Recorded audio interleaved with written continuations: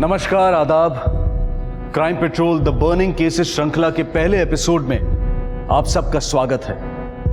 इस श्रृंखला में हम कुछ चुनिंदा केसेस आपके सामने लेकर आ रहे हैं जो हमारी न्यायिक व्यवस्था के लिए भी चुनौती बन गए थे। स्कूल कॉलेज हमारी जिंदगी का अहम हिस्सा होते हैं। इन्हीं शिक्षा केंद्रों में हमारी पूरी जिंदगी की बुनियाद रखी जाती है। यही वो जगह होती है जहां हम अपने परिवार के अलावा बाहर की दुनिया से और अजनबियों से संपर्क में आते हैं। कुछ अजनबी हमारे लिए अजनबी ही रह जाते हैं, कुछ अजनबी दोस्त बन जाते हैं और कुछ हमारे दुश्मन बन जाते हैं। आज हम आपके सामने एक ऐसा केस लेकर आ रहे हैं जो अपनी तरह का पहला ऐसा अपराध था जिसने न सिर्फ देश की राजधानी को बल्कि पूरे देश को सख्ते में डाल दिया था। यह केस है देश की राजधानी नई दिल्ली का, जहां एक ऊंचे ओहदे पर नियुक्त एक पुलिस ऑफिसर के बेटे को इस जघन्य अपराध के लिए दोषी पाया गया।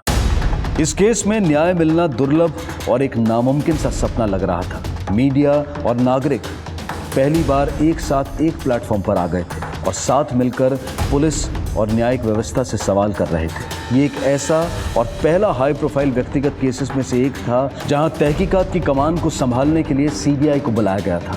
लेकिन ये एपिसोड देखते हुए हमें अपने आप से ये सवाल पूछना है कि क्या इस अपराध को टाला जा सकता था, और अगर हां तो कैसे? क्या न्याय की घोषणा में तेजी लाई जा सकती थी, और अगर हां तो कैसे? हम ऐसा क्या कर सकते हैं कि हमारा देश एक बेहतर और सुरक्षित देश बन सके?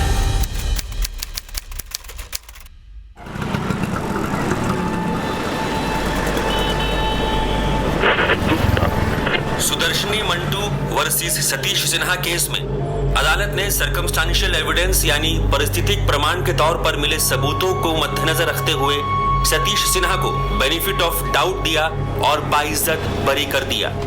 सर, सतीश सिन्हा जैसे क्रिमिनल का इस तरह से बरी हो जाना, इतने घिनौने क्राइम को बेनिफिट ऑफ डाउट के नाम पे बरी कर देना, क्या प्रोसिक्यूशन इतना कमजोर रहा? आपको लगता है ये फैसला सही है? सतीश सिंह सतीश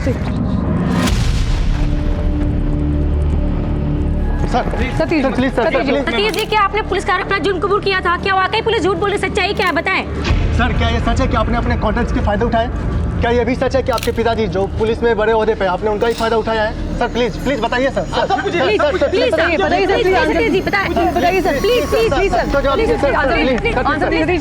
कुछ तो बोलिए, आप चुप क्यों हैं सर?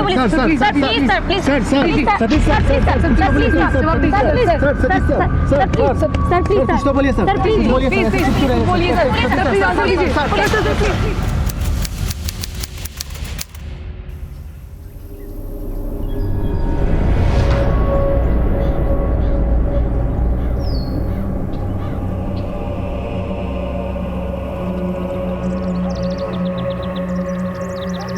मंटू जी, बहुत बुरा लगा सुनकर। सुदर्शनी बिटिया के केस में उस सतीश सिन्हा को कोर्ट ने बरी कर दिया। लगता है सब मिले हुए हैं, दिमाग लग गया पूरे सिस्टम में।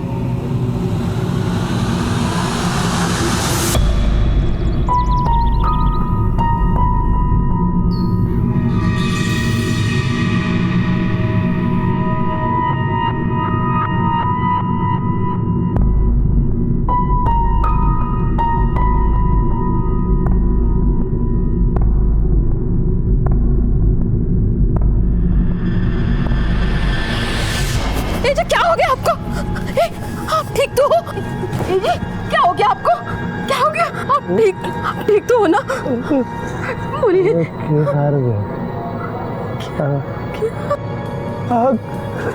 हम केस हार गए।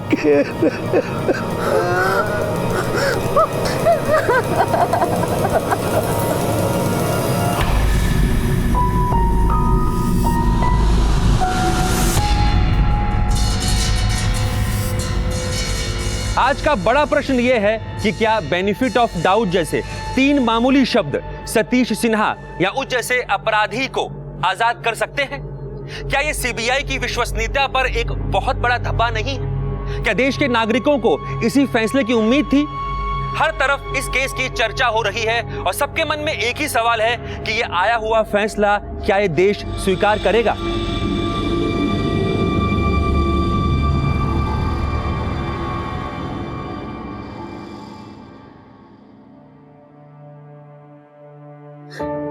जब मैं पहले घर आता था तो फौरन मुझे पकड़ लेती थी और मुझसे कहती थी, पापा मेरे लिए क्या लाए?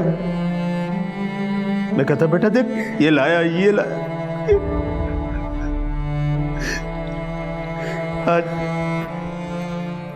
आज बिल्कुल खाली हाथ आया हूं। अपनी बच्ची के लिए कुछ भी नहीं ला पाया।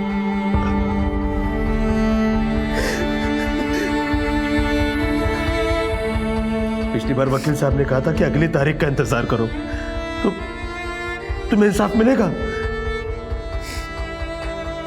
ये इंसाफ मिला।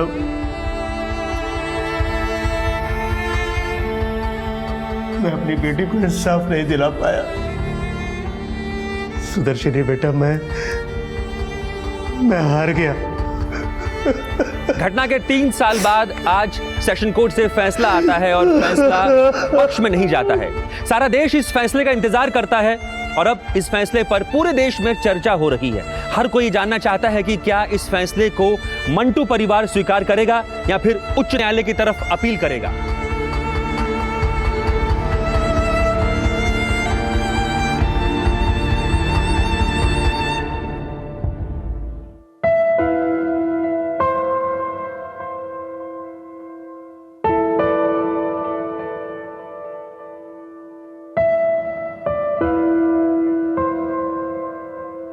नहीं सुदर्शनी, मुझे कोई हक नहीं है तुम्हारे कमरे में आने का। जब तक मैं तुम्हें इंसाफ न दिला दूं, जब तक वो सतीश आजाद है, मैं ये दरवाजा नहीं खोलूंगा।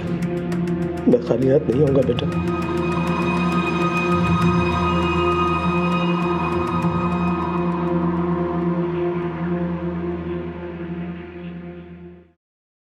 तेज हवाओं में उड़ूंगी, आसमान को छूंगी, कि मुझे कोई रोके ना, कि मुझे कोई टोके ना। अभी तो तू हम दोनों का दिल बहला रही है, लेकिन कल को दिल्ली जाएगी तो कौन हमारा दिल बहलाएगा? क्या मम्मी, ये क्यों रोने धोने वाला सीन है? पापा, मम्मी को बोलो ना ये रोने धोने वाला सीन मत करे। मैं दिल्ली जा रही हूँ, देश छोड़ के थोड़ी ना जा रही हूँ। और वैसे भी मैं एक बार जब लॉयर बन जाऊंगी तो आप लोगों ने तो दिल्ली आना ही है ना? और उसके बाद ना आप मुझे अच्छा अच्छा खाना बना के देना, ताकि आपकी बेटी सुदर्शनी कोर्ट में लोगों को इंसाफ दिला सके। और फिर हम रात को सेलिब्रेट करेंगे और क्या बोलेंगे? Injustice in any way is a threat to justice everywhere.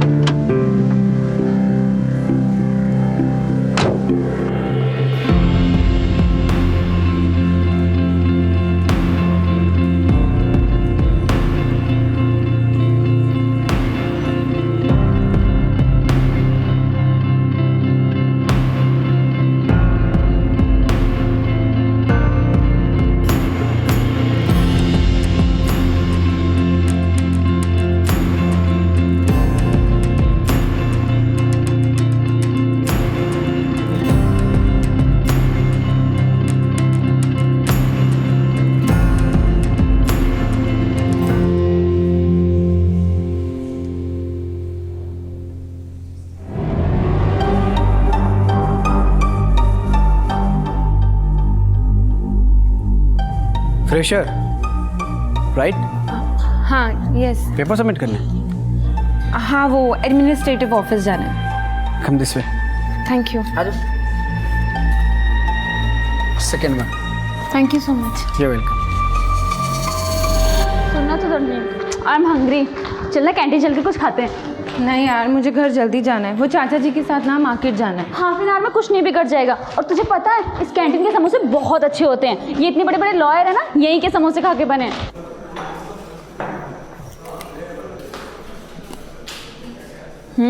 It's so यम। अब यहीं हर दिन, पक्का? पक्का, डन। भैया कितने पैसे हुए समोसों के? मैडम आपके पैसे मिल गए। वो भैया जी बैठे हैं ना, उन्होंने पैसा दे दिया। ओके। आपने हमारे समोसों के पैसे दिए? Yes I did. जूनियर हो नहीं हो तो आज की ट्रीट हम सीनियर्स की तरफ से, ओके? पर हम तो आपको ठीक से जानते भी नहीं हैं। Satish Sinha, law final year. Oh, मैं तो आपका नाम पूछना ही भूल गया। Hi, I am Sudarshani Manto. क्या Sudarshani? Sudarshani Manto. Sudarshani, meet my friends Rohit and Ankita. Hi. Sudarshani right? कभी किसी भी चीज़ की ज़रूरत हो तो हमें याद करना, हम सीनियर्स तुमको यहीं मिलेंगे। Thank you. भाई आपका तो नंबर लग गया, सही जगह हाथ मारा है आपने। चट, कुछ भी बोलता है। ये लीजिए गर्मा गर्म चाय आपके लिए। आपने अभी तक गोलियां नहीं खाई? गोलियां तो बहुत खाई हैं बेटा, लेकिन अब ये गोलियां मुझे खा रही हैं। कैसी बातें कर रहे हैं आप? टाइम पर गोलियां खाना बहुत जरूरी है। हाथ कीजिए।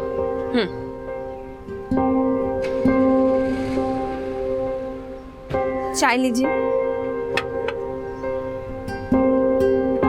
बिल्कुल अपने पापा पे गई है।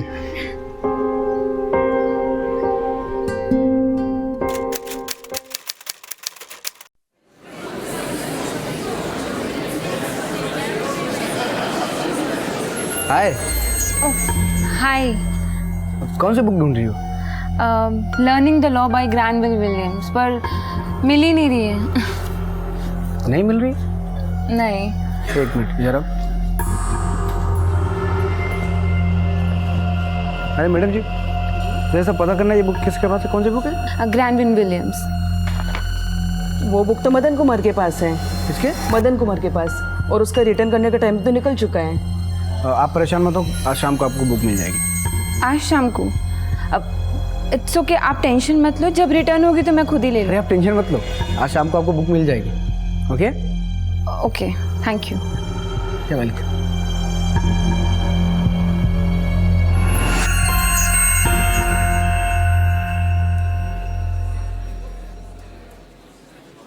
हाय सुदर्शनी, ये तुम्हारी बुक मैंने मेरे नाम पे ली है, तो वापस करने का टेंशन मत लेना, आराम से पढ़ना पूरी। Thank you. ये वेलकम।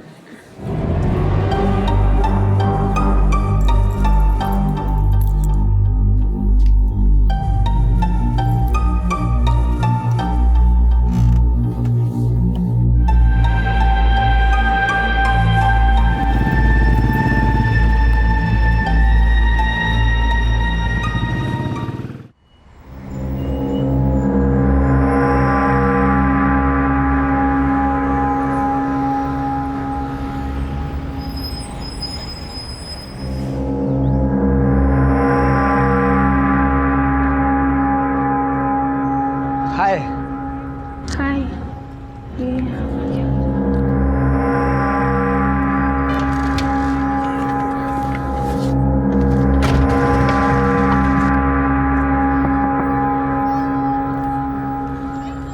आपको मेरे घर का एड्रेस कैसे मिला?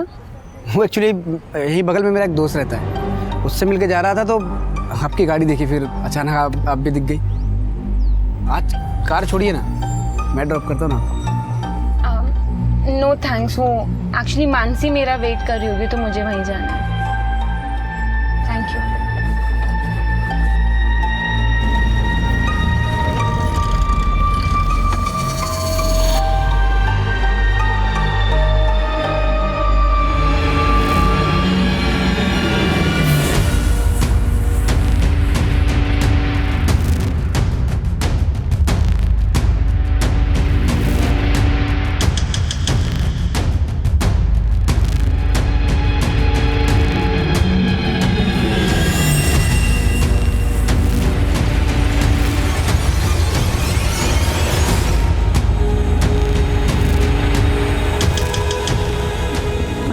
क्या हुआ? चल मैं तेरे को बात बताती हूँ। लेकिन क्यों? सुदर्शनी, सुदर्शनी, सुदर्शनी, सुदर्शनी। लगता है भाभी काफी नाराज लग रही है। कार्बोरेटर ज्यादा तेज तो नहीं चलाई थी तुमने? हेलो मम्मी, कैसे हो आप? और आप दिल्ली कब आ रहे हो? आपको तो मेरी याद ही नहीं आती है ना? अच्छा, एक बात बता बेटा, तू हमें दिल्ली जाके भूल गई? हाँ, जस्ट जोकिंग मम्मा। अच्छा अब ये बताओ कि आप आ कब रहे हो? बहुत जल्दी आती हूँ।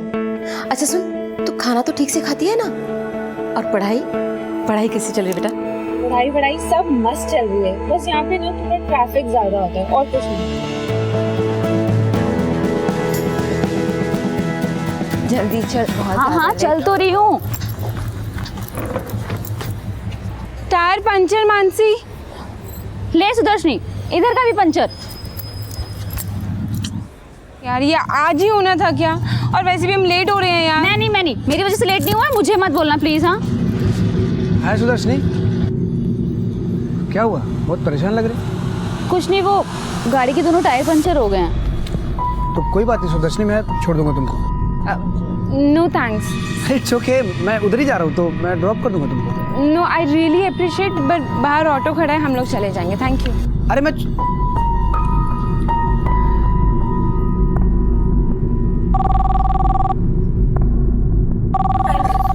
देखता हूँ सुदर्शन। हेलो हेलो, कोई बात ही नहीं कर रहा है।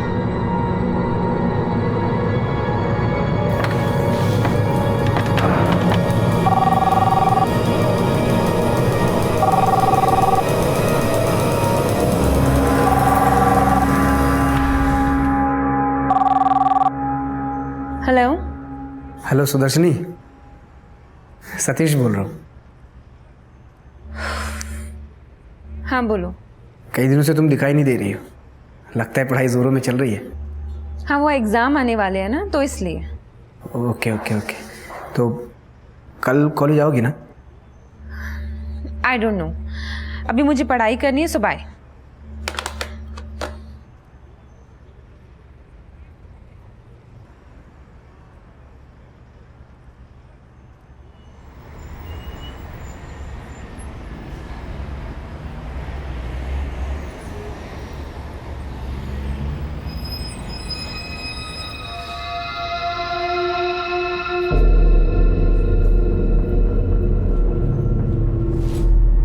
अरे सुनो।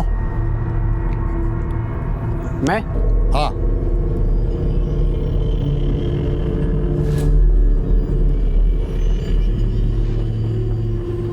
क्या नाम है तुम्हारा? अंकल सतीश। क्या कर रहे थे यहाँ? वो मेरी गाड़ी बंद पड़ गई है तो वही ठीक कर रहा था। देखो बेटा, ऐसा है, सुदर्शनी की सगाई वहाँ शिमला में तय हो चुकी है, तो अब उसका पीछा करने से कोई फायदा नहीं है, और उसे फोन भी मत किया करो। जी।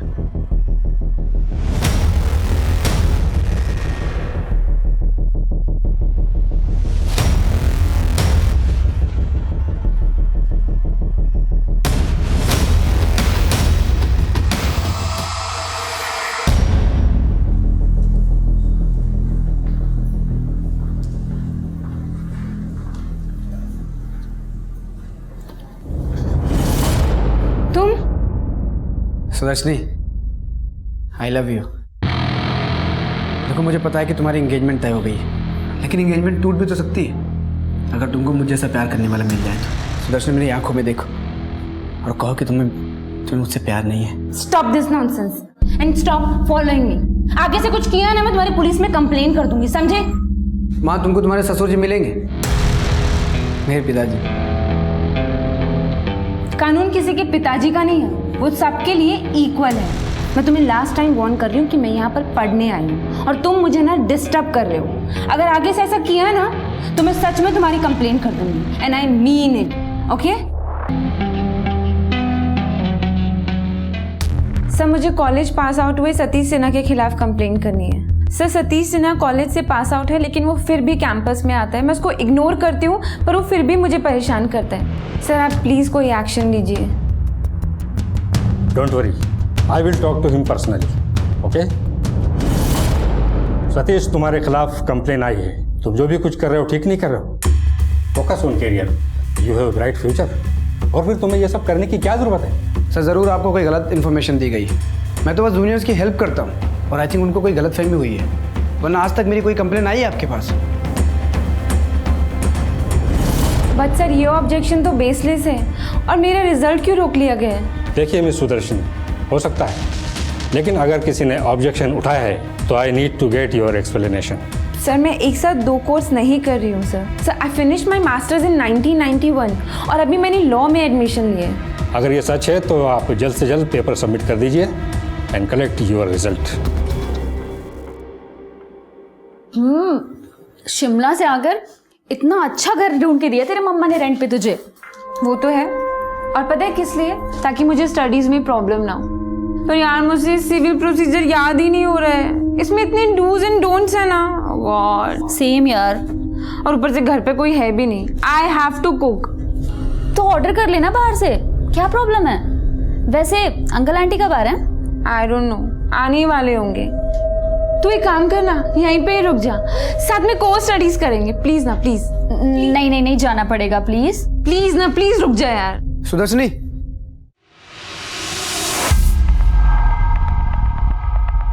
मुझे तुमसे बात करनी है। ये सो शेमलेस यार, परेशान करके रख दिया है इसने मुझे यार। तू रिलैक्स कर, मैं बात करती हूँ इससे।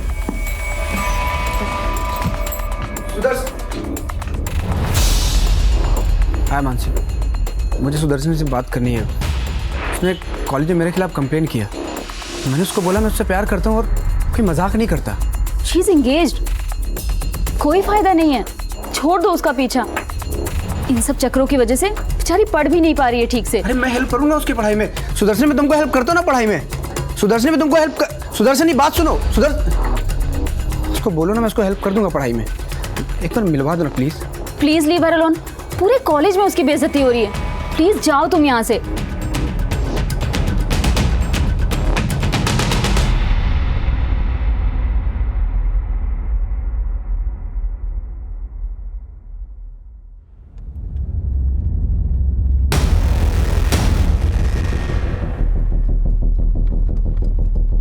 हाय हाय, अरे रोको ना, मुझे बात करनी है। हेलो, अरे कांच तो नीचे करो, मुझे बात करनी है भाई। हेलो, कांच नीचे करो, बात करनी है मुझे तुमसे बात करनी है। कांच नीचे करो, बोल रहा ना।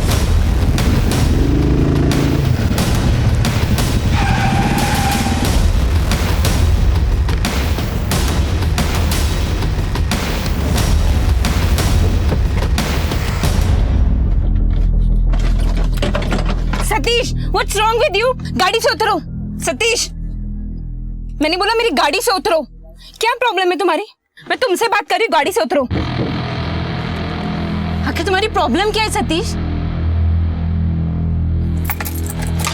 मेरी चाबी। सतीश मेरी चाबी दो। सतीश मेरी चाबी। सतीश, सतीश मेरी चाबी। सतीश,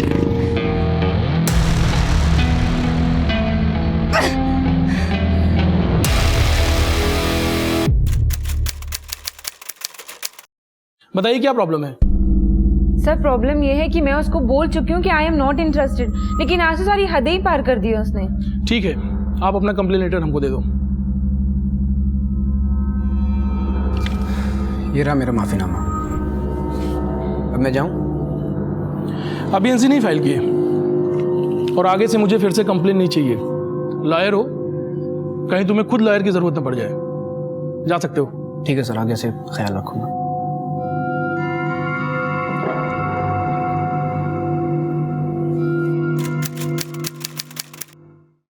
सर मुझे कंप्लेन लिखवानी है। बात हो रही है। चल ठीक है, मैं आती हूँ। Okay, bye bye. Sudarshani, Sudarshani, Sudarshani बात सुनो। सुदर्शनी, बोल रहा हूँ बात सुनो ना। तुमको आवाज दे रहा हूँ और तुम मुझे इग्नोर कर रही हो। मेरा हाथ छोड़ो। I love you, I love you very much Sudarshani. हाथ छोड़ मेरा। देखो सुदर्शनी, मैं तुमसे प्यार करता हूँ इसलिए सिर्फ हाथ पकड़ा हूँ। करने को तो मैं बहुत कुछ कर सकता हूँ। और एक बात कान खोल के सुन लो, अगर तुम मेरी नहीं हो सकती ना तो किसी की नहीं होने दूंगा। तुझे जो करना है कर ले, मैं तुझे नहीं छोड़ूंगा। सर हम सीरियसली फेड अप, आप प्लीज कुछ कीजिए उसके अगेंस्ट। मेरा कॉलेज जाना तो क्या, घर से निकलना भी मुश्किल हो गया है। ये रहा मेरा कंप्लेंट लेटर।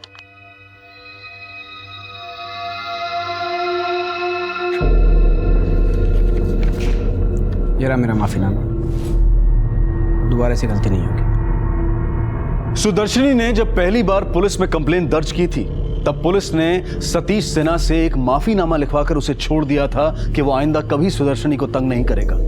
लेकिन यहां सीधा सवाल ये उठता है कि क्या कानूनी कार्यवाही करने में पुलिस को सतीश के साथ और सख्ती से पेश नहीं आना चाहिए था? हम में से कई लोग इस बात को भी मानेंगे कि पिता के पुलिस में ऊंचे ओहदे पर होने की वजह से सतीश के साथ पुलिस का रवैया नर्म था, तो वहीं कुछ लोग ये भी कहेंगे कि सतीश का कोई क्रिमिनल रिकॉर्ड नहीं था और उसके उज्जवल भविष्य को देखते हुए पुलिस उसके साथ नर्म थी। वो भला इस बात का अंदाजा कैसे लगा सकती थी कि सतीश किस हद तक जा सकता है? कारण चाहे कोई भी हो, इस केस के लिए कम ही थे। सतीश पर इस केस में आईपीसी की धारा 376 और 302 के तहत मुकदमा चलना चाहिए था, लेकिन सतीश को इसकी कोई परवाह नहीं थी। उसने सुदर्शनी का पीछा करना नहीं छोड़ा। सच तो यह है कि उसने इसे अपने अहम का सवाल बना लिया था और अब वो अपनी कोशिशों में और ज्यादा होशियार और तीव्र हो गया था। कहीं ना कहीं पुलिस ने भी सुदर्शनी को नजरअंदाज किया था, लेकिन खुद सुदर्शनी और उसके माता पिता ने भी अपने अधिकारों की अनदेखी की थी। वो सतीश पर कड़ी कार्रवाई करने के लिए अदालत का दरवाजा खटखटा सकते थे। किसी को राजी करने में और किसी का पीछा करने में कानूनन फर्क भी है, लेकिन हमारे देश में यही वो वक्त था जब ये लकीर मंद पड़ रही थी।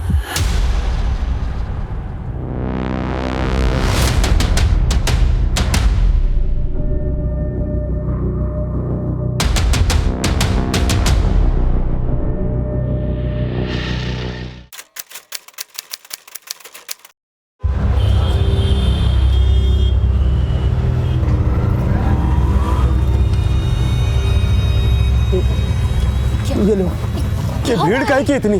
क्या हुआ है? हा? क्या हुआ? पता नहीं।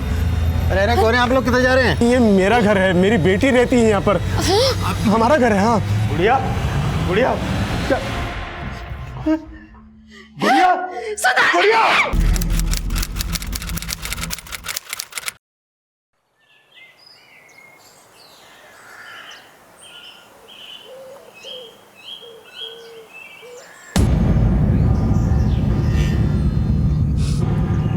हमारी सुदर्शनी को इंसाफ मिलना चाहिए। उस राक्षस को हम यूं ही नहीं जाने दे सकते। आपको कुछ करना होगा, आपको उसे न्याय दिलाना होगा।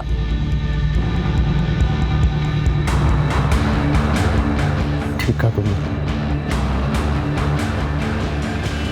मैं उस कमीने को ऐसे नहीं छोड़ सकता।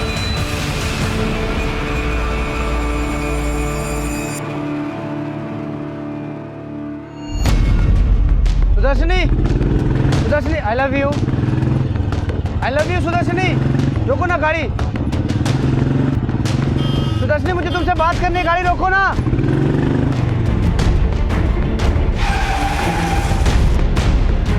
Are you out of your mind? चाहते क्या हो तुम? हाँ, तुमने दिमाग खराब करके रख दिया है। कभी मुझे फॉलो करते हो, कभी मेरी गाड़ी को फॉलो करते हो। क्या प्रॉब्लम क्या है तुम्हारी? हाँ, आई love you. Will you be my Valentine? Are you retarded? तुम्हें एक बारी ना का मतलब समझ में नहीं आता है क्या? I said no. No का मतलब नहीं।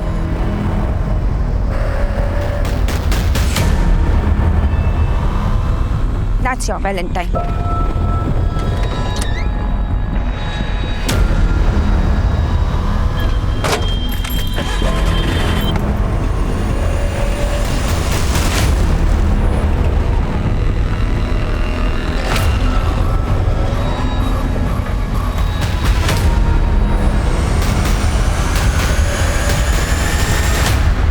छोड़ कैसे दिया?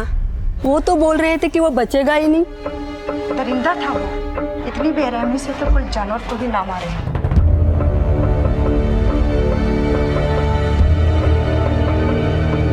तो कुलविंदर कितने जा रही हैं? पीजी के घर जा रही है। माहौल बहुत खराब है, मैं तेन छड़ देना।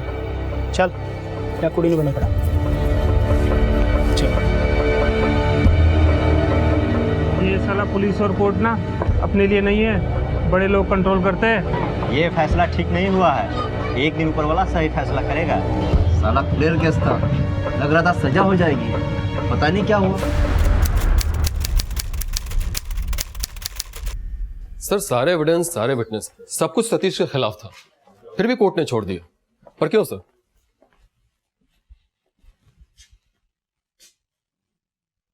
Benefit of doubt. कानून की किताब में ये वर्ड होना ही नहीं चाहिए था। इस केस की इन्वेस्टिगेशन के लिए हमने कितनी मेहनत की थी। हमारी काबिलियत और हमारे करियर के लिए ये केस एक बदनुमा दाग बन गया है। सीबीआई को ये केस दूसरे दिन ही चढ़ा गया था। सोचो, सीबीआई की ना चढ़ी तो हमारी कहाँ चलती। पर सर, सतीश सिन्हा ने तो हमारे सामने गुनाह कबूल किया था, फिर भी बरी कर दिया। यही तो खेल है। सीबीआई अगर केस ना लेती, बहुतों की नौकरी जाने वाली थी।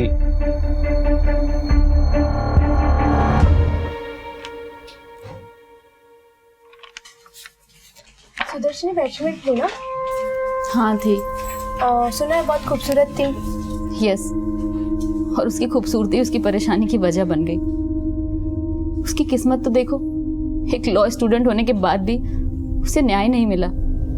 वो बार बार कहती रही, जताती रही, लेकिन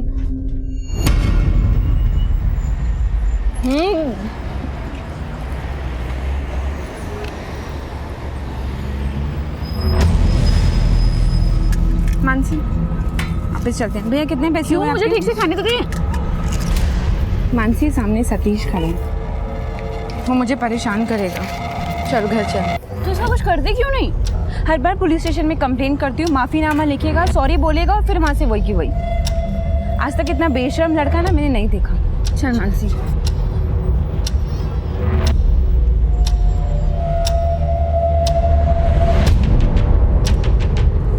सतीश, छोड़ो उसे। हाथ छोड़ो सतीश, मुझे हाथ छोड़ो, मेरे को लग रही है सतीश। सतीश छोड़ो उसे, मैं कंप्लेन कर दूंगी तुम्हारी। छोड़ो उसे। सब लोग देख रहे हैं सतीश, क्या तमाशा बना रहे हो? मेरा हाथ छोड़ो सतीश, मेरा हाथ छोड़ो, मुझे लग रही है। छोड़ो सतीश।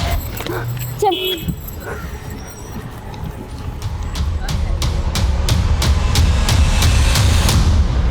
थक चुकी थी वो। 11 बार 11 टाइम्स उसने सतीश की कंप्लेन की थी। पागल करके रख दिया था उसने। वो अपने चाचा जी के साथ आराम से सरोजनी नगर में रहती थी, लेकिन सिर्फ सतीश की वजह से उसने अपना घर शिफ्ट कर लिया। वो ग्रेटर कैलाश में आ गई, लेकिन फिर भी उसने उसका पीछा नहीं छोड़ा। तुम भी तो लॉयर हो, तुमको क्या लगता है? सारे सबूत सतीश के खिलाफ थे, लेकिन केस को ऐसे रफा दफा कर दिया जैसे कोई पॉकेट मार का केस हो। हमें सुदर्शनी को इंसाफ दिलाना होगा एंड हमें उसके लिए खड़ा होना होगा।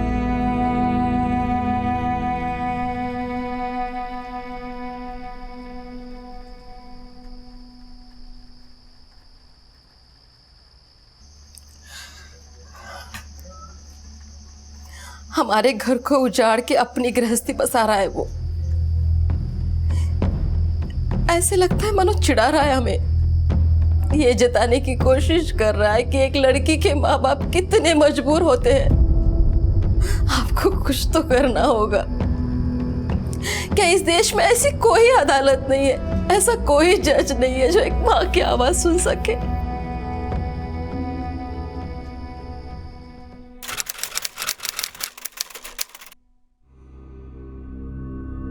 सिन्हा साहब, अब हम क्या कहें? रागिनी और सतीश दोनों खुश हैं तो? सतीश को हम जानते हैं, वो बोलता नहीं है, पर हमें पता है रागिनी इसे पसंद है। पर वो आपका केस, अभी कोर्ट ने अपना फैसला नहीं सुनाया है। क्या बात कर रहे हैं भाई साहब, केस तो कब का क्लियर हो गया, कोर्ट ने बरी भी कर दिया है। अरे वो तो इसे फंसाया गया था। देखिए, रागिनी हमें पसंद है। ठीक है सिन्हा साहब, हमें ये रिश्ता मंजूर है।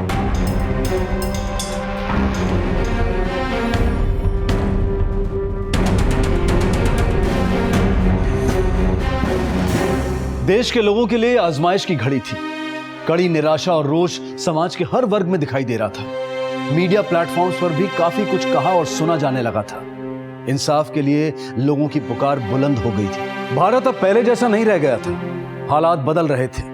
लोगों के लिए सुरक्षित माने जाने वाले शहरों में अपराध की घटनाएं बढ़ने लगी थी।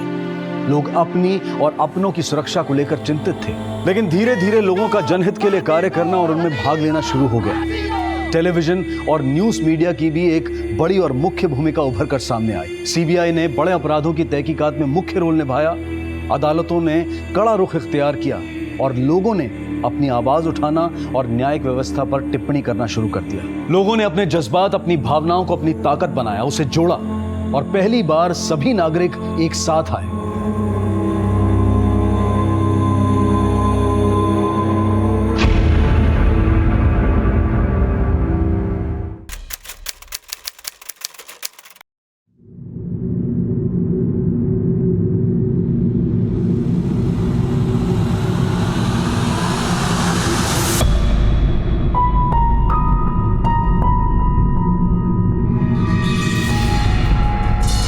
मैं अच्छी तरह से जानता हूं कि इस बार वो हाई कोर्ट से बच नहीं पाएगा और हमें भी ध्यान देना होगा कि उसे उसके जुर्म की सजा मिले।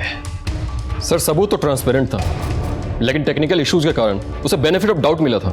बड़ी मेहनत और ईमानदारी के साथ में हमने इस केस पे काम किया था और हमें अपने दामन से दाग भी मिटाना है। लेकिन एक बात की खुशी है, भले देर से ही सही, लेकिन इस बार इंसाफ जरूर मिलेगा। पता नहीं क्यों पर इस केस को लेकर बहुत अजीब सा लग रहा है। इतनी सलीके से इन्वेस्टिगेशन की, सुदर्शनी के कहने पे अपना एक आदमी भी उसकी सिक्योरिटी में लगा दिया। क्या नाम था उसका? सर नागेंद्र सिंह। मुझे भी याद है सुदर्शनी पहली बार खुद यहाँ आई थी। सब प्लीज़ हेल्प मी। उसने मेरा बाहर आना जाना सब मुश्किल कर दिया है। मैं बहुत परेशान हूँ। सब प्लीज़ आप कुछ कीजिए। सतीश सिन्हा, वो सिन्हा साहब का लड़का है ना? हाँ सर। सर इतनी बार माफीनामा लिखकर दे चुका है लेकिन वो फिर भी बाज नहीं आता। सर आई रिक्वेस्ट यू कि आप उसके खिलाफ कुछ ना कुछ एक्शन लो। रिलैक्स मैम, आपको फिक्र करने की बिल्कुल जरूरत नहीं। मैं अपना एक कांस्टेबल आपकी सिक्योरिटी के लिए लगा देता हूँ। ओके? नरेंद्र जी आप कल बता देते ना। अच्छा चलो कोई नहीं, मैं पापा मम्मी को ना 30,000 ड्रॉप करने जा रही हूँ और फिर सीधा वहीं से कॉलेज चली जाऊंगी। आप वहीं पर आ जाइएगा। ठीक है, ओके। रेडी? चलो चले।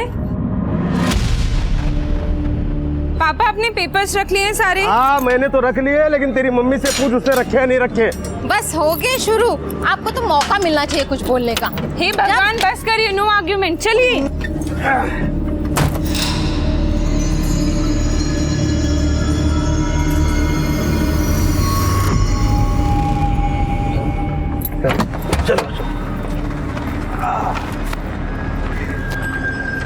संभल के जाना बेटा, अकेली जा रही हूँ। Bye bye.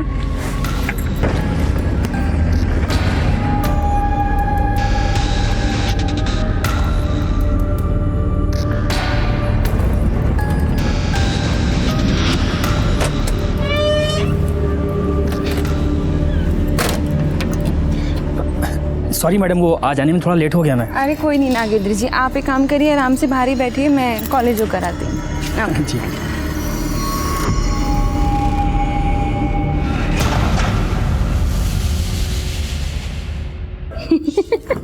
ये ठीक रहेगा एकदम से। हमें लेट तो नहीं हुआ? कोई बात नहीं मैडम, चलिए। चलिए चलते हैं।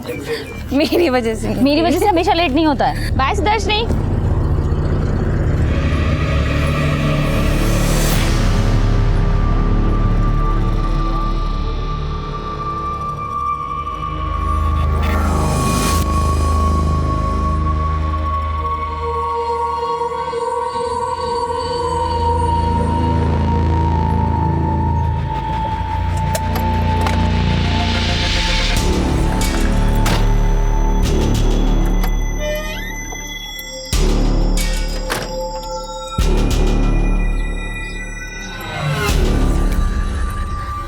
नागेंद्र जी आप एक काम करिए, आप लंच करके ना आराम से 5:30 तक आ जाइए।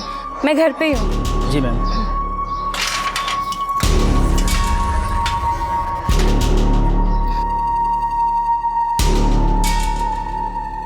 दीदी खाना ले आऊं? हाँ ले आओ। ठीक है।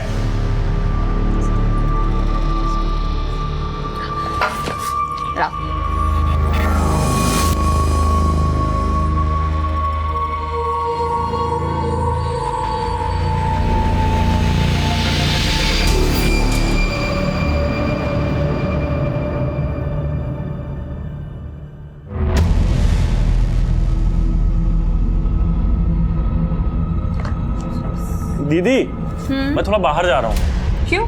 साउथ एक्स पे मेरा दोस्त आ रहा है, मैं मिलके आ रहा हूँ। ठीक है। ठीक है दीदी।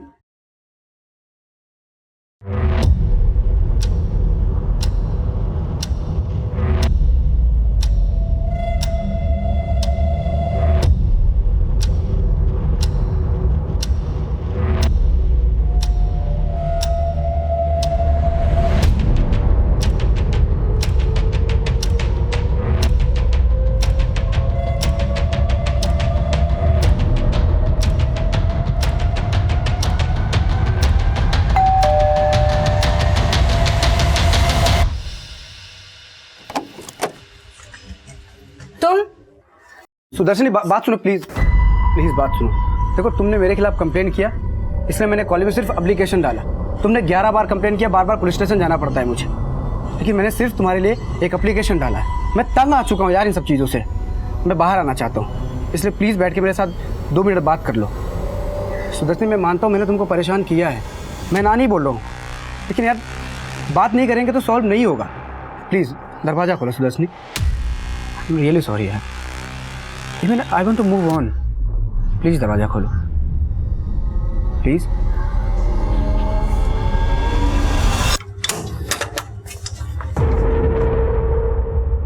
सुदर्शनी मैंने तुमको बोला था ना कि जितना प्यार मैं तुमसे करता हूँ ना दुनिया में कोई नहीं करता। तुम इसलिए अंदर आए थे ना, दिखा दी ना अपनी औकात, बाहर निकले वैसे। मुझे कोई बात नहीं करनी, गेट आउट। मुझे कोई बात नहीं करनी। मैं तुमसे प्यार करता हूँ, मुझे तुमसे बात करनी है। तो मुझे कोई बात नहीं करनी है सतीश, प्लीज निकलो बाहर से, निकलो। सतीश गेट खोल। सतीश कुंडी क्यों लगा रहे हो? मेरी बात सुनो यार तुम। सुदर्शनी भागो मत, बोल रहा हूँ ना। सुदर्शनी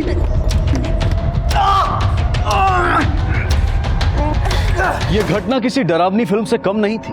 ये एक ऐसी दिल दहला देने वाली घटना थी जो हम चाहते थे कि कभी ना घटती। इस घटना ने सुदर्शनी के उज्जवल जीवन को समाप्त कर दिया था। उसके माता पिता की जिंदगी बिखर गई थी। एक पिता के लिए, तहकीकात करने वाले अफसरों के लिए और पब्लिक प्रोसिक्यूटर्स के लिए यहीं से शुरुआत हुई इंसाफ के लिए जद्दोजहद की। इस केस के द्वारा पूरे देशवासियों को खुलकर यह पता चला कि किस तरह से केसेस को अदालत में तोड़ मरोड़ कर पेश किया जाता है, किस तरह से एक ओपन एंड शट केस अदालत में पेचीदा बन जाता है और किस तरह से अपराध को अदालत में साबित करना कठिन हो जाता है।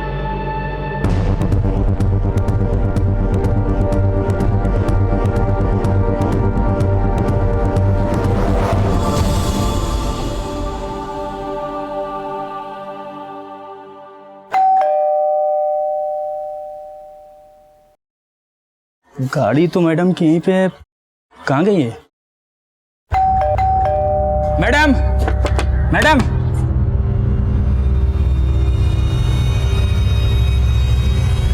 Madam madam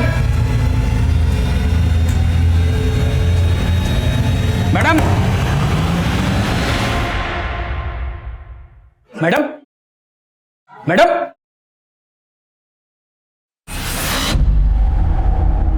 madam madam madam madam madam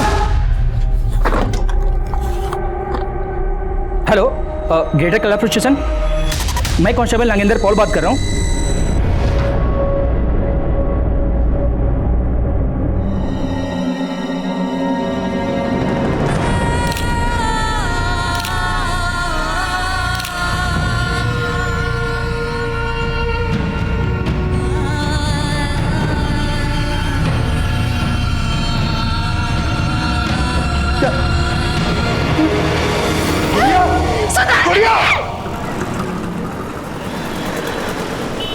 sir आप बताइए तो सही, मुझे लेके जा क्यों रहे? सर आप मेरी बात सुनिए, मैंने किया क्या है बताइए तो सही कम से कम। सर आप ऐसे नहीं ले जा सकते मुझे, प्लीज आप बात समझिए।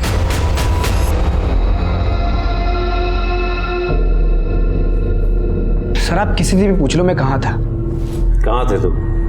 ये तो मैं जानना चाहता हूँ। सर मैं कॉलेज में लेक्चर अटेंड कर रहा था। अब मैं जाऊँ सर? ये तुम्हारे हाथ में चोट कैसे लगी? कुर्सी से लगी या बेंच से? सर ये पुरानी चोट है, ब्लड लेके गिर गया था। इनको हॉस्पिटल लेके जाओ और इनकी नई पुरानी सारी चोटों का मेडिकल टेस्ट कराओ, और हाँ इनके आसपास मोहल्ले में ही पूछताछ करो। सर एक मिनट, इसके लिए मेडिकल की क्या जरूरत है सर? अरे आप तो लॉ की पढ़ाई कर रहे हैं ना, आपको तो पता होगा कि फॉर्मेलिटी के लिए सब करना पड़ेगा। हाँ लेकिन सर इसके लिए मेडिकल की जरूरत नहीं है। अरे जरूरत कितनी है वो हमको पता है, आप उठिए। सर मैं बता रहा हूँ आपको, मैं बुलेट लेके गिर गया था, मामूली सी चोट है सर, मेडिकल की जरूरत नहीं है, मैं बोल रहा हूँ। आ जाइए आ जाइए आ जाइए, चलिए। एक मिनट सर, मेडिकल की क्या जरूरत है सर? आ जाइए। सर 5 बजे करीब मैंने सतीश को घर के अंदर जाते हुए देखा था, और लगभग 5:30 के करीब वो घर से बाहर निकला और बाइक पर बैठ के निकल गया। और हाँ सर एक बात और, उसका हेलमेट आगे से टूटा हुआ था।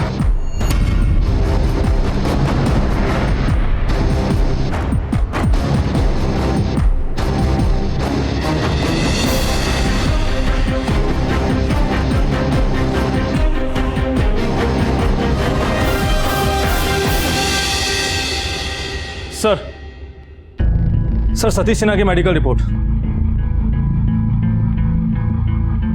सर रिपोर्ट के हिसाब से माइनर फ्रैक्चर है लेकिन फ्रेश है।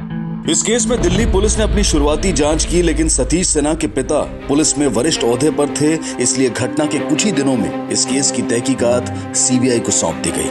ये सुदर्शनी मंटो की केस फाइल है। जैसा कि कहा गया कि आगे की इन्वेस्टिगेशन आप लोग करेंगे। मैंने सारे एविडेंसेस भी जमा करा दिए हैं। दिल्ली पुलिस की तहकीकात के आधार पर सीबीआई ने सतीश सिन्हा के खिलाफ अपनी कानूनी कार्रवाई पूरी की, लेकिन लोअर कोर्ट के फैसले ने न सिर्फ सीबीआई को बल्कि पूरे देश को सकते में डाल दिया था। सबूतों के साथ छेड़छाड़ और इन्वेस्टिगेशन में इंटरनेशनल स्टैंडर्ड फॉलो ना करने पर यह अदालत मानती है कि मुलजिम सतीश सिन्हा को पूरी तरह दोषी नहीं ठहराया जा सकता। इसलिए बेनिफिट ऑफ डाउट देते हुए ये अदालत सतीश सिन्हा को बाइज्जत बरी करती है।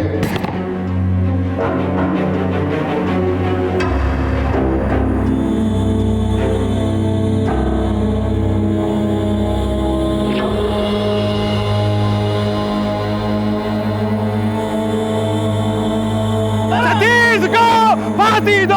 सतीश को फांसी दो! सतीश को फांसी दो! सतीश को फांसी दो! सांप को बहाल करो! सांप को बहाल करो! केस को फिर से खोलो! केस को फिर से खोलो! गुनहगार को सजा दो! गुनहगार को सजा दो!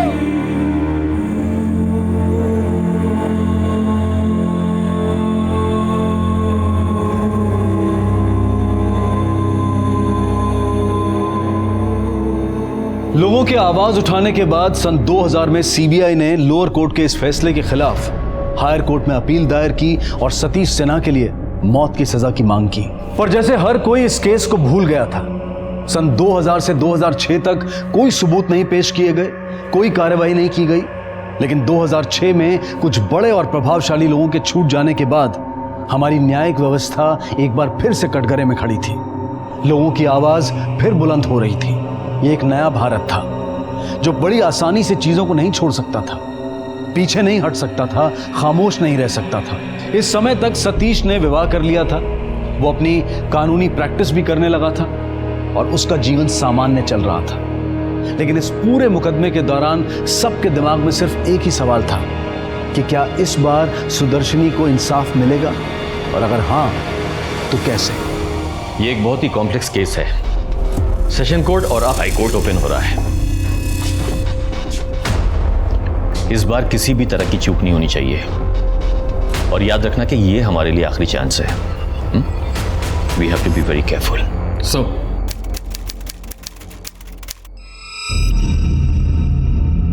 क्राइम सीन पे सतीश सिन्हा को देखा गया था, और जिन दो लोगों ने सुदर्शनी के घर के बाहर सतीश को देखा था, उनके बयान के अनुसार timeline is perfect in sync. तकरीबन शाम 5 बजे मैंने सतीश सिन्हा को अपनी काली बुलेट से घर के बाहर आते हुए देखा था। उसके बाद ये उतर के घर के अंदर चले गए और इनके हाथ में एक काले रंग का हेलमेट भी था। शाम 5:30 बजे के करीब मैंने इनको घर से बाहर निकलते हुए देखा। योर ऑनर, किसी को आते जाते देख लेने से कोई कसूरवार नहीं बन जाता। क्या इनमें से किसी ने भी मौके वारदात पे मेरे मौकिल को देखा? बाहर तो बहुत से लोग घूमते रहते हैं। क्या इस बिना पर उन्हें कसूरवार ठहराया जाए, उन पर कत्ल का मुकदमा चलाया जाए? ये दामोदर पंडित जी का बयान, जिसमें उन्होंने साफ लिखा है कि उन्होंने 5 बजे सतीश को घर में जाते हुए देखा था। और ये है श्री पवन शर्मा का बयान, जिसके अनुसार उन्होंने शाम को 5:30 बजे सतीश सिन्हा को उसके घर के बाहर आते हुए देखा है। घर के आसपास घूमने से किसी को मर्डर डिक्लेयर नहीं किया जा सकता। मैं मानता हूं कि मेरे क्लाइंट सतीश कुमार सिन्हा उस दिन सुदर्शनी मंटो से मिलने उसके घर गए, लेकिन उसके बाद वो अपनी कॉलेज गए, उन्होंने लेक्चर अटेंड किया। योर ऑनर, यह है वो लिस्ट उन गवाहों की जो इस बात की पुष्टि करने के लिए तैयार है। यस सर, सतीश उस दिन हमारे साथ ही लेक्चर अटेंड कर रहा था।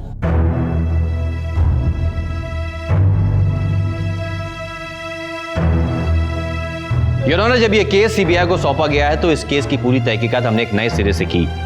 अपनी पूरी टीम के साथ में हर सबूत को टटोला। मौका वारदात पे जितने भी सबूत जमा किए गए थे, उन सारे सबूतों की जांच पड़ताल फिर से की। आई विटनेस दामोदर पंडित और पवन सिंह, इन दोनों से पर्सनली जाके इन दोनों का बयान लिया। योर ऑनर, अपने शक को यकीन में बदलने के लिए सुदर्शनी मांटो के घर से सतीश सिन्हा के क्लासेस तक का सफर मैंने बाइक पे तय किया। तकरीबन 35 मिनट लग गए। इस बात से यह पुष्टि होती योर ऑनर कि सतीश सिन्हा अपने कॉलेज में लेक्चर्स अटेंड करते हुए देखे तो गए, लेकिन ये वहां दरअसल लेट पहुंचे और शुरू के लेक्चर्स भी इन्होंने मिस किए। सीबीआई ऑफिसर विजय शर्मा की रिपोर्ट के अनुसार सतीश सिन्हा लेक्चर में 10 मिनट लेट पहुंचे थे। उन्होंने सुदर्शनी के घर से कॉलेज तक की दूरी करीब 40 से 45 किलोमीटर पर आवर की स्पीड से बाइक से तय की थी और जिसके लिए उन्हें 35 मिनट का समय लगा था और ये सतीश सिन्हा के टाइमलाइन से परफेक्टली मैच होता है। योर ऑनर, सतीश की इंजरी 15 जनवरी की है और ये रही उसकी रिपोर्ट। सर ये पुरानी चोट है, ब्लड लेके गिर गया था। सीबीआई के पास क्या प्रूफ है कि यह घटना 24 घंटे के अंदर हुई है? जज साहब, डॉक्टर की रिपोर्ट के मुताबिक मुलजिम की हाथों की चोट ताजा थी। योर ऑनर, इनके हाथ के एक्सरे को जब बारीकी से चेक किया गया तो यह बात सामने आई कि उनकी जो एक्सरे रिपोर्ट है वो डिफरेंट एंगल से ली गई है और योर ऑनर ये इसलिए किया गया ताकि घाव के ऊपर जो कैलस फॉर्म होता है उसको अवॉइड किया जाए, वो ना दिखे। और इस बात की पुष्टि हमने खुद डॉक्टर साहब से उनके स्टेटमेंट से करवा ली है। सतीश सिन्हा के मेडिकल रिपोर्ट के हिसाब से सतीश सिन्हा के हाथ का फ्रैक्चर बिल्कुल फ्रेश था, मतलब 24 घंटे के अंदर ये फ्रैक्चर हुआ था। ये दोनों रिपोर्ट्स एक सीबीआई ने पेश की है और दूसरी डिफेंस ने। दोनों रिपोर्ट्स में एक्सरे का एंगल अलग अलग है, जिससे ये साबित नहीं होता कि जनवरी का एक्सरे सतीश सिन्हा का ही है।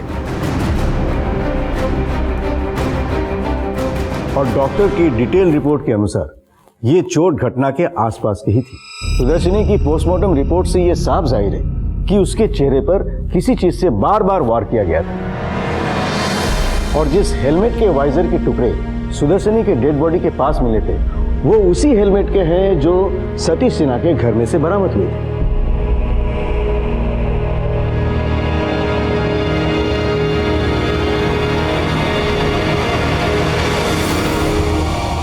सर, हेलमेट का वाइजर टूटा हुआ था, लेकिन मैं ये जानना चाहता हूं कि क्या दो हेलमेट एक जैसे नहीं हो सकते? एक ही रंग के, एक ही ब्रांड के दो हेलमेट एक जैसे नहीं हो सकते? क्या यह जरूरी है कि सीबीआई को जो हेलमेट के टुकड़े मिले हैं वो मेरे मौकिल के हैं?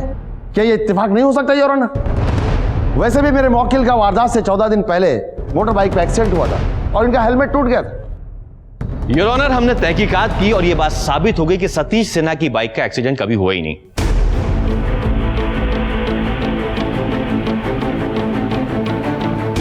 सुदर्शनी के घर आते वक्त सतीश के हाथ में हेलमेट का होना,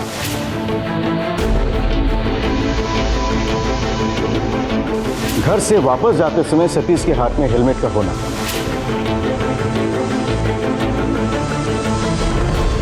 सुदर्शनी के लाश के पास हेलमेट के वाइजर का टुकड़ों का पाना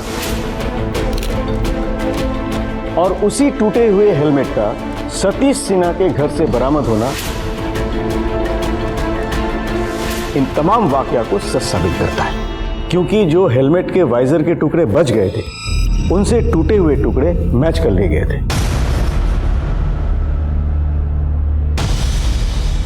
ब्लड सैंपल की बात जो प्रोसिक्यूशन कह रहे हैं, इनके अनुसार मेरे क्लाइंट का 20 ml ब्लड लिया गया था और सर यह है उसकी रिपोर्ट। सर, हैदराबाद लैब के मुताबिक उनके पास 12 ml ब्लड पहुंचा, जबकि मेरे क्लाइंट का 20 ml ब्लड लिया गया था। तो फिर 8 ml ब्लड कहां गया? Your honour, it's clear case of tampering with blood samples. वैसे दिल्ली से हैदराबाद जाते जाते काफी चीजें बदली जा सकती। योर ऑनर, हमारी ऑफिशियल टीम डीएनए सैंपल लेकर खुद हैदराबाद गई थी। मैंने पर्सनली वो सैंपल डॉक्टर रेड्डी को हैंडओवर किया। सैंपल की क्वांटिटी 12 ml थी योर ऑनर, लेकिन उसके साथ में कोई छेड़खानी नहीं की गई थी, कोई टैंपरिंग नहीं की गई थी। और डीएनए टेस्ट के लिए योर ऑनर जो प्रोसीजर होता है वो प्रॉपर फॉलो किया गया था। सैंपल चाहे 20 ml हो या 12 ml, मगर वो सतीश के डीएनए से मैच हुआ है और डीएनए टेस्ट को गलत माना नहीं जा सकता। Cement traces found at the crime scene are of Satish Sinha, जो कि हैदराबाद लैब ने कंफर्म किया है।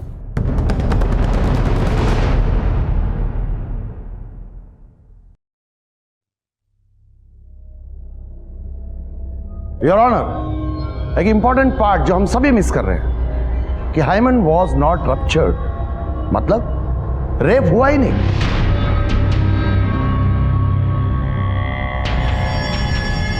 और अगर मेरे क्लाइंट सतीश सिन्हा ने रेप नहीं किया, इसका मतलब यह है कि उसने मर्डर भी नहीं किया।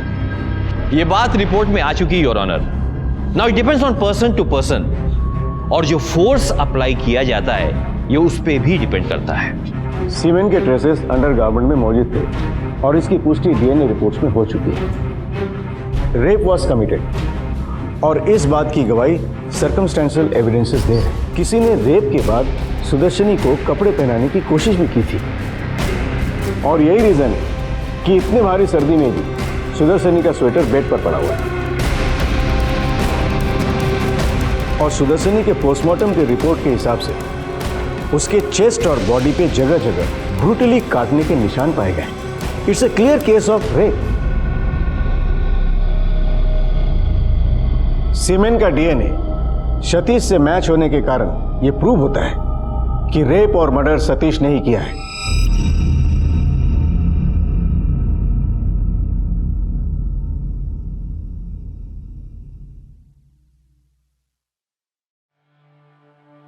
सबूतों के साथ छेड़छाड़ और इन्वेस्टिगेशन में इंटरनेशनल स्टैंडर्ड फॉलो न करने पर यह अदालत मानती है कि मुल्जिम सतीश सिन्हा को पूरी तरह दोषी नहीं ठहराया जा सकता। इसीलिए बेनिफिट ऑफ डाउट देते हुए यह अदालत सतीश सिन्हा को बाइज्जत बरी करती है। सारे गवाहों और बयानात को मद्देनजर ये अदालत सतीश सिन्हा को सुदर्शनी मंटो का बलात्कार करने और हत्या करने का दोषी मानती है और इंडियन पेनल कोड धारा 302 और 376 के तहत सतीश सिन्हा को फांसी की सजा सुनाती है, to be hanged till death.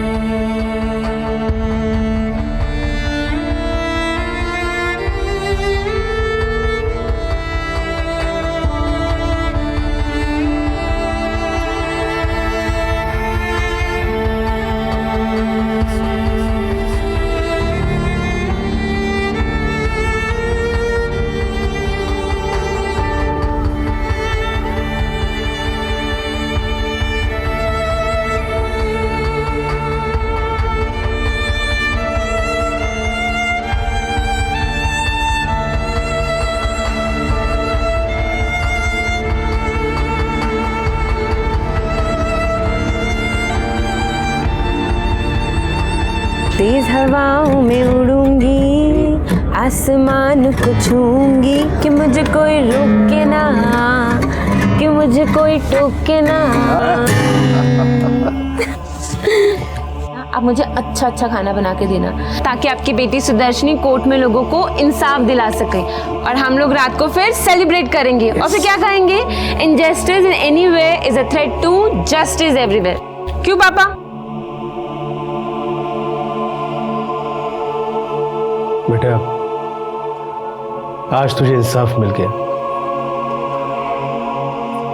पर उसे सेलिब्रेट करने के लिए तू आज हमारे साथ नहीं है।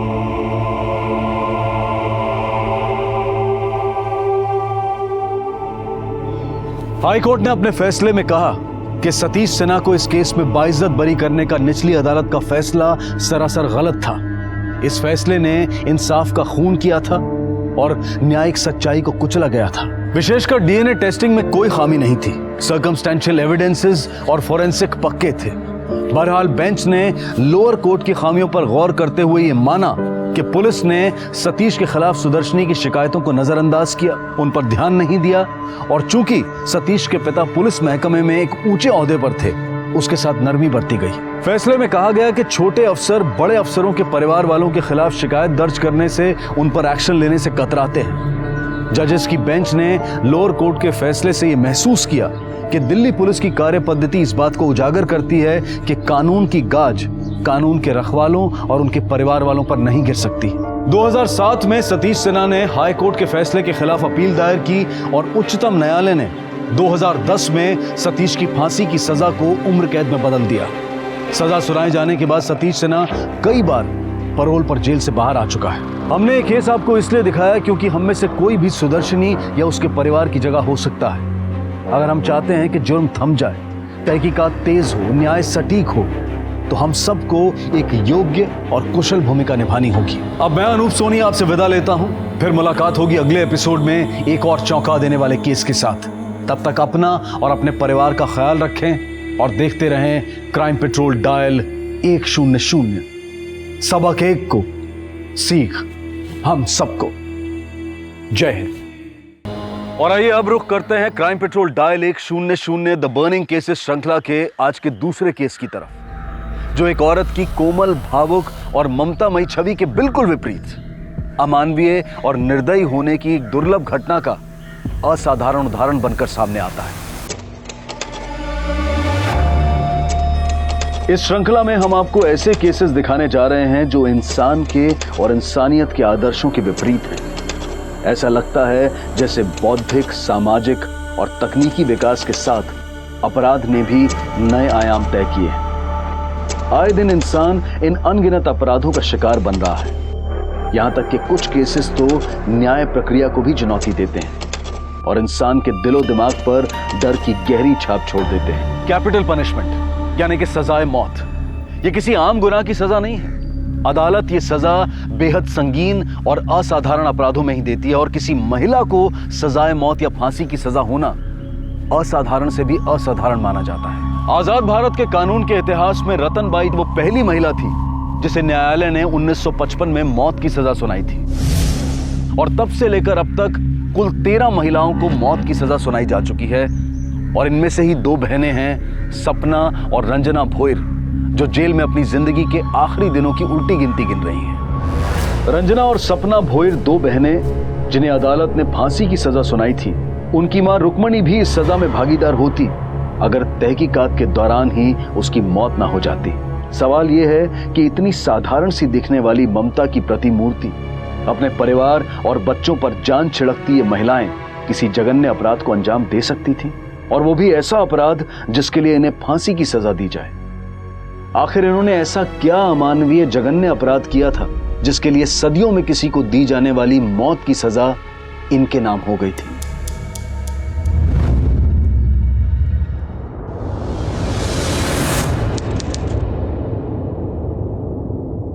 सुषमा, सुनो ना, आज कोशिश करना जल्दी आ जाओ। मेधा की तबीयत ठीक नहीं है और मेरी आई की भी तबीयत ठीक नहीं है। मैं मेधा को लेकर आई के पास जाऊंगी, तो देवकी के पास आपको रुकना पड़ेगा।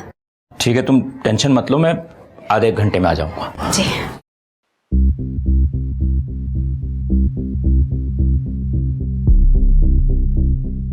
तुम लोग क्या कर रहे हो यहाँ?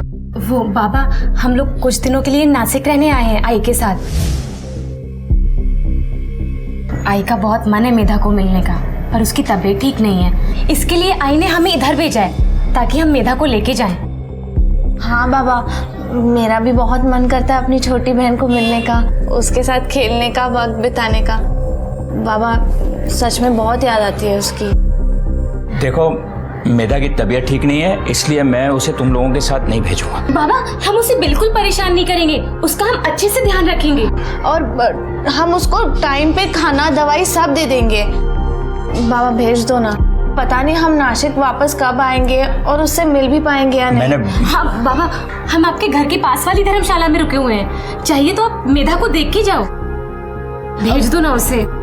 देखो मैं, सुनिए ना, जाने दीजिए ना, सौतेली है तो क्या हुआ, है तो बहन ही, मिलने का तो मन करता ही होगा। तुम लोग रुको, मैं मेधा की दवाइयाँ लेकर आती हूँ, बस टाइम पे दवाइयाँ दे देना। हाँ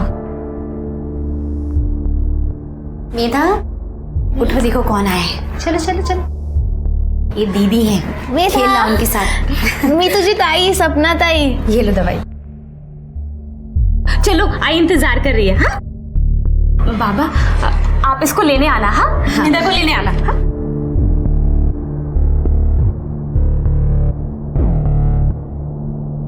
क्या जरूरत थी भेजने की? तुम मना भी तो कर सकती थी। अब जाने भी दीजिए,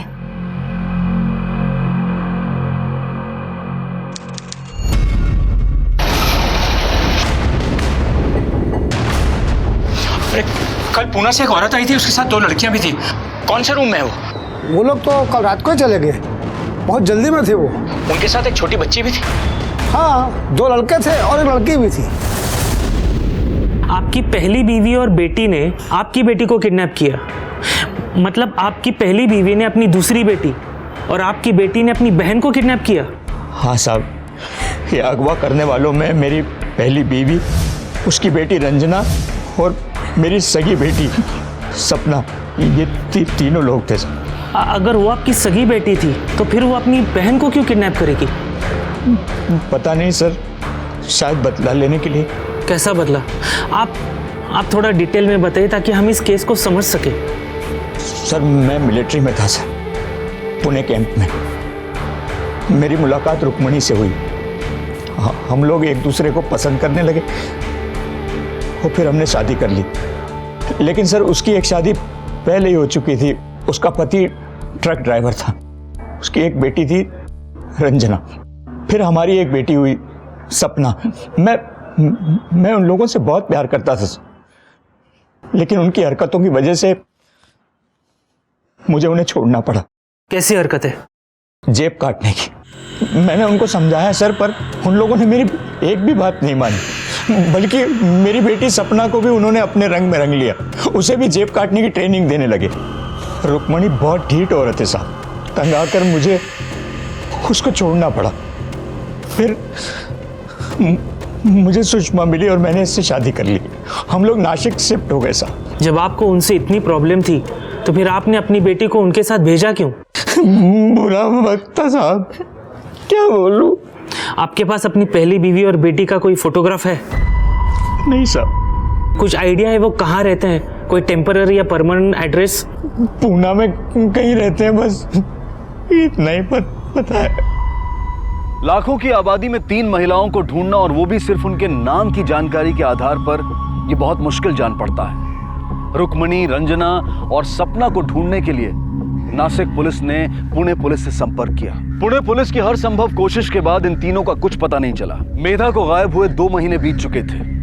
किरण और सुषमा की आंखें आस लगाए नहीं थक रही थी कि न जाने कहां से उनकी बेटी अचानक उन्हें पुकारती हुई चली आए या उसके बारे में कोई खबर मिल जाए।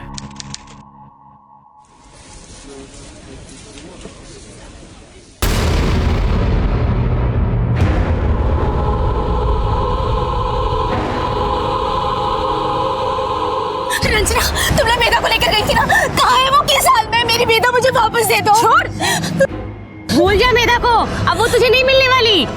मतलब तुम लोग कहना क्या चाहती हो? मैंने क्या बिगाड़ा है तुम्हारा?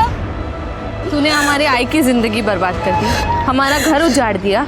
जैसे हम अपने बाप के लिए तरसते ना, अब तू अपनी बेटी के लिए तरस। नहीं मिलेगी कभी तुझे वो। मैंने ऐसा कुछ नहीं किया है। मैं तुम्हारे पैर पड़ती हूँ, मेरी बच्ची मुझे वापस दे दो। चल मेरे बात को सुनो।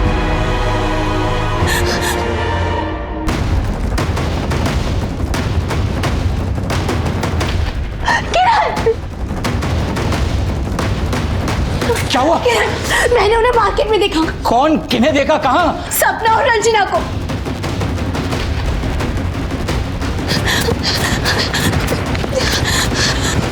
किरण, हाँ? किरण यहीं पे थे। कहाँ चले गए? ठीक से याद है तुझे? किरण मुझे अच्छे से याद है, मैंने यही देखा था। किरण ने तुरंत इस घटना की सूचना नासिक पुलिस को दी और नासिक पुलिस ने तुरंत कार्रवाई भी शुरू कर दी। लेकिन तमाम कोशिशों के बावजूद पुलिस सपना, रंजना और रुक्मणी का पता लगाने में नाकामयाब रही। इन तीनों के नासिक में होने ने किरण और सुषमा की तो नींद उड़ा दी थी। डर 24 घंटे उनके साथ था कि अब उनके साथ क्या अनहोनी होने वाली थी।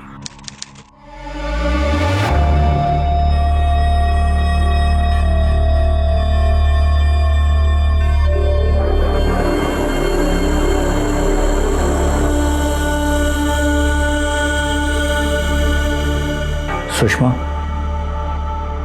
देवकी को स्कूल के गेट पर ही छोड़कर मत आ जाना। तब तक वहीं रुकना जब तक वो स्कूल में अंदर नहीं चली जाती।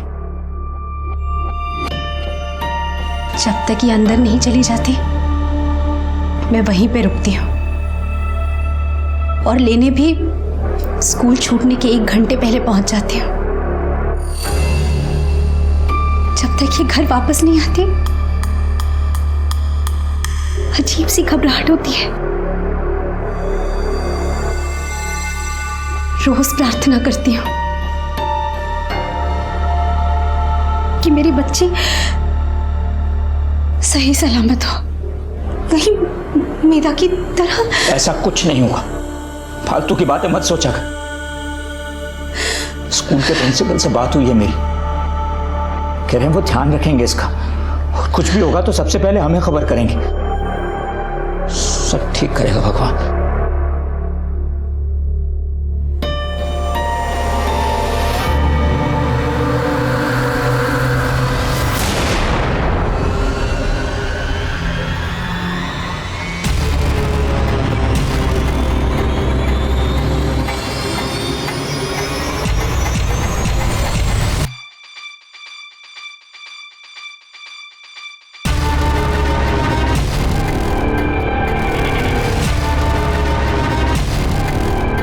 देवकी कशी आहेस?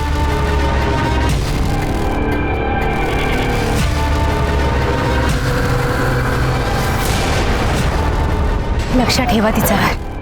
काही काळजी करू नका, मी आहे ना.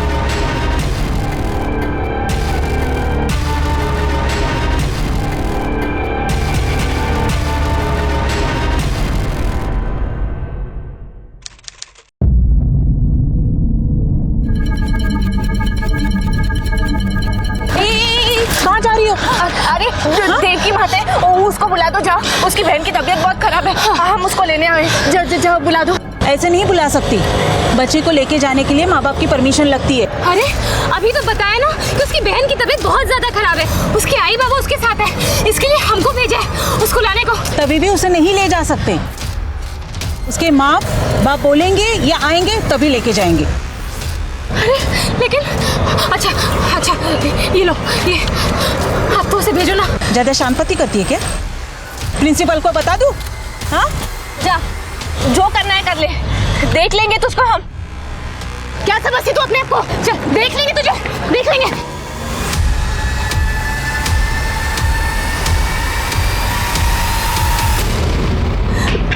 किरण, क्या हुआ? देवकी के स्कूल से फोन आया था, प्रिंसिपल ने कहा कि 2 लड़की आई थी देवकी को साथ ले जाने के लिए। तुम फौरन स्कूल जाओ और देवकी को लेकर आओ, मैं पुलिस स्टेशन जाता हूँ। चलो।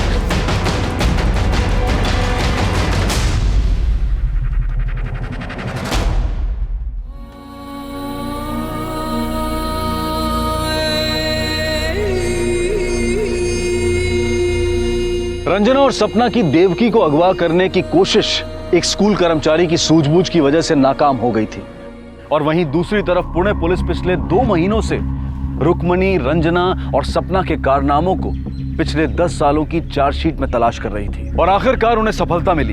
इन तीनों के नाम उन्हें पुलिस रिकॉर्ड्स में मिले, जिसमें इन पर चोरी और लूट के कई मामले दर्ज थे, और जिसके लिए ये 8 महीने की सजा भी काट चुकी थी। कुछ ना होने से कुछ होना बेहतर है, और पुलिस की भी यही स्थिति थी।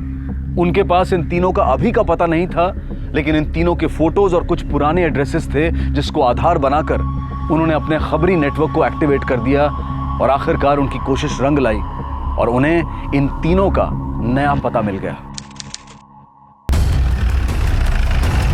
पुणे पुलिस ने तुरंत वहां छापा मारने की तैयारी की, इस उम्मीद में कि शायद अब मेधा केस सॉल्व हो जाएगा, लेकिन उन्हें आभास भी नहीं था कि सच कहीं ज्यादा भयानक और कुरूप होगा। काय पाहिजे? सरका बाजूला. अरे चला. अरे क्या हो रहा है? सपना और रंजना कौन है? मेधा मात्रे कहाँ है? कहाँ है मेधा मात्रे? हम किसी मेधा मात्रे को नहीं जानते। मेरे बेटे को हाथ लगेगा तो हाथ तोड़ डालोगी तेरा, छोड़ूंगी नहीं, तो डालोगी नहीं, तो डालोगी। मेरे बेटे को मारना नहीं, छोड़ूंगी नहीं मैं, छोड़ूं।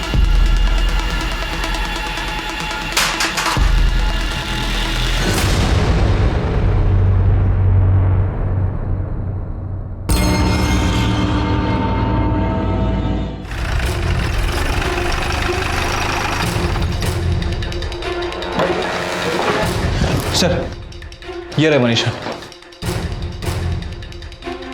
सारा घर अच्छे से चेक करो। Yes sir. सर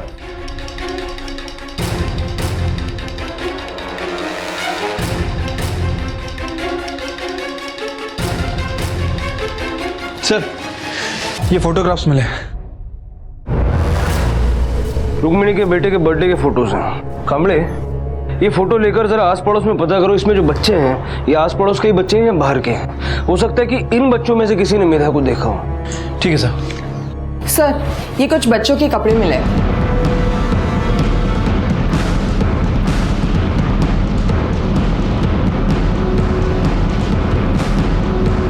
ये रुक्मिणी के तो 2 पोते हैं ना सर? ये लड़कियों के कपड़े हैं, क्या कर रहे हैं? और अलग अलग साइज के कपड़े हैं, मतलब अलग अलग उम्र की लड़कियां हैं। अच्छा, इस फोटो में जो बच्चे हैं इन्हें पहचानती है? हाँ, इनमें से ज्यादातर बच्चे यही के लेकिन साहब इस बच्चे को मैं नहीं जानती, पहले कभी इसे इस एरिया में नहीं देखा। इसे पहचानती हैं? इसे कभी देखा इस एरिया में? साहब यहाँ तो बच्चे आते रहते हैं, कोई 2-3 महीना रहता है तो कोई 10-12 दिन में चला जाता है। पता नहीं कहाँ से आते हैं और कहाँ चले जाते हैं। मैंने तो उनको 1-2 बार पूछा भी था। पिछले 3 सालों में कम से कम 10 से ज़्यादा बच्चे हमने देखे यहाँ पे। उनका वो दामाद है ना सूरज, उसके साथ में अलग अलग बच्चे दिखते हैं। अरे वाह। अच्छा, ये लोग काम क्या करते हैं? काम क्या साहब, पॉकेटमारी करते हैं। 1000 बार तो पुलिस पकड़ के लेके गई लेकिन कोई फायदा नहीं, सुधरते ही नहीं है। वापस आके फिर वही काम शुरू। इनका जो दामाद है सूरज, क्या वो भी यहीं रहता है? घर जमा है ना साहब, कहाँ जाएगा? वो भी इधर, उसकी गाड़ी भी यहाँ। वो देखो साहब, उसकी गाड़ी। कांबळे, यहाँ तो ऐसा कुछ मिला नहीं जिससे ये साबित हो सके कि मेधा यहीं थी, लेकिन कुछ बच्चियों के कपड़े मिले हैं और रुक्मिणी के दोनों पोते हैं। इस तरह से लड़कियों के कपड़े, वो भी अलग अलग साइज के हैं। सर, पड़ोसी का भी कहना है कि उन्होंने इनके घर पे बहुत सारे छोटे छोटे बच्चों को देखा है। और सर, ये सूरज की कार है। सर, अगर वाकई इनके घर में कुछ चल रहा था तो हो सकता है कि उसके सबूत इस कार में भी मिले। सर, हमें इस कार की फॉरेंसिक टेस्ट कराना चाहिए।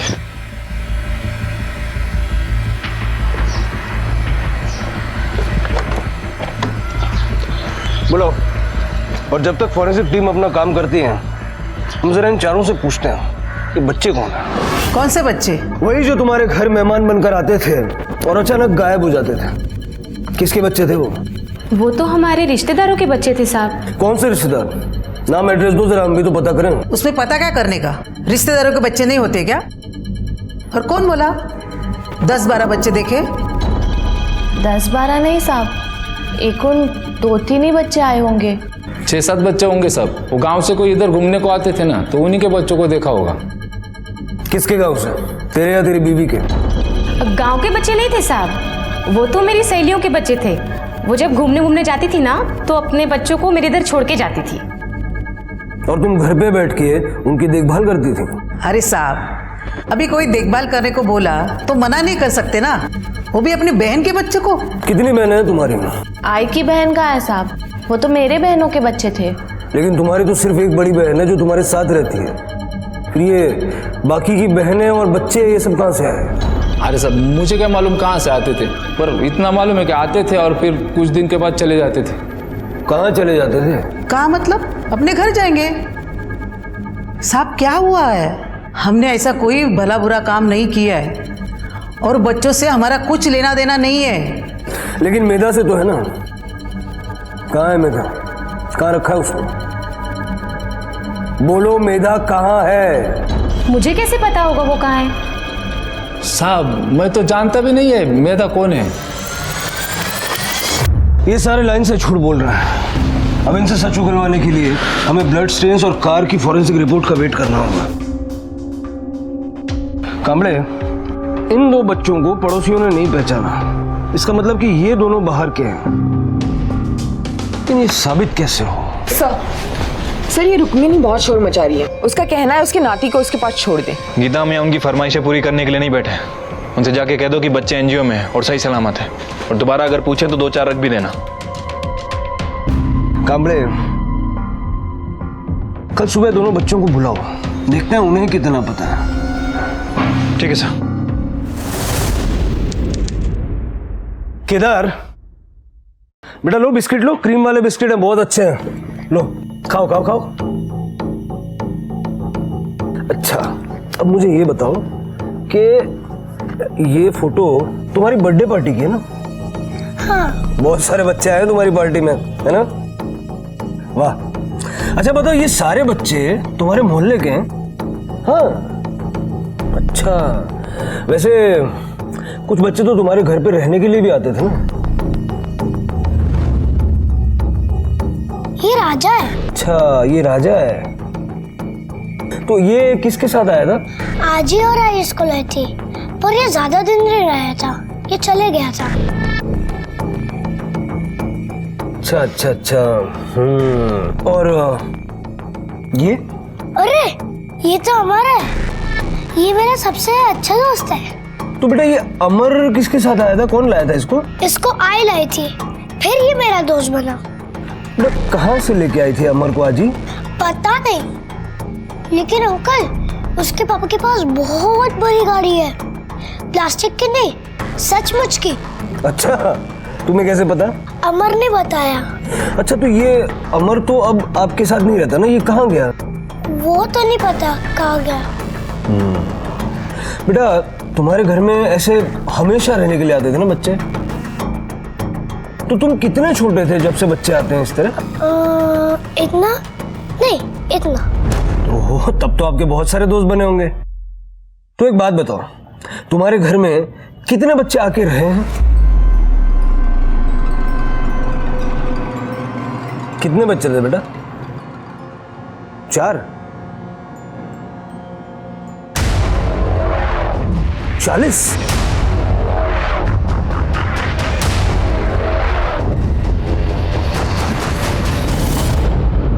तीन महीने हो गए किरण, मेरी बच्ची कहीं नहीं मिल रही है, पता नहीं किस हाल में होगी।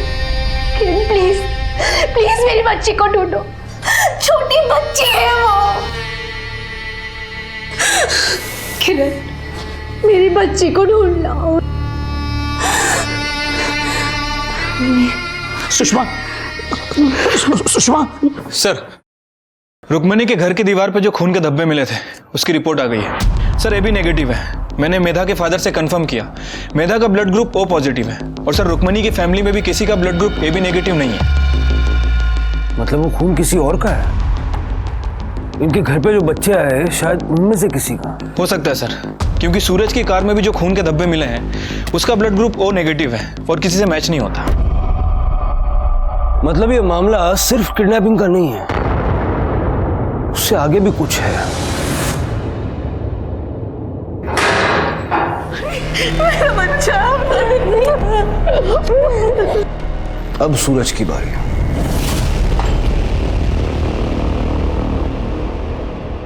बैठना, बैठ बैठ। क्रीम वाले बिस्किट हैं, मैं भी यही खाता हूं, लेना कामले। पुलिस को ना लोग गलत समझते हैं। अब तेरी सास, बीवी, साली, इनको हमने बच्चों से मिलवा दिया। बच्चा है था साहब, मेरे को काय को नहीं मिलवा है? तेरे लिए उससे भी अच्छा एक प्लान है मेरे पास। देख, हम जानते हैं कि तुम लोग ये बच्चों को किडनैप करते थे, फिर उनको अपने चोरी चकारी के कामों में इस्तेमाल करते थे, ठीक है, लेकिन ये सारे काम तू नहीं करता था, वो 3 औरतें करती थी और तू उनके चक्कर में फंस गया। अब किसी के भी चक्कर में फंसा हो, सजा तो काटनी पड़ेगी। कितनी सजा होती है कामड़ा? सर कम से कम 10 साल के लिए जाएगा, या फिर उम्र कैद भी हो सकती है। अरे नहीं नहीं साहब, मेरे को उम्र कैद काय को होगी? अरे उम्र कैद तो बहुत कम बोल रहा है ये, फांसी भी हो सकती है। तेरी गाड़ी में और घर में खून के धब्बे मिले हैं। नहीं नहीं साहब, वो सब मैंने नहीं किया है, मैंने तो बस उनको। बोल ना। देख, तू सिर्फ ये बता तूने क्या किया है और उन 3 औरतों ने क्या किया है। अगर तू सब बताने के लिए तैयार हो जाएगा तो हम तुझे सरकारी गवाह बना देंगे। सरकारी गवाह बनने का मतलब समझता है ना? तू सरकारी गवाह बन के हमें सब कुछ बताएगा, हम उनको सजा दिलवाएंगे। उसके बाद तू अपने बच्चों के साथ आजाद अपनी नई जिंदगी की शुरुआत कर, जैसे अपने बच्चों के साथ रहना चाहता रहे, ठीक है? वरना फिर ये उम्र कैद तो तय है। सब खून हुए होंगे तब भी। खून हुए? कितने? पहले मेरे को सरकारी गवाह बनाओ साहब, फिर बताऊंगा।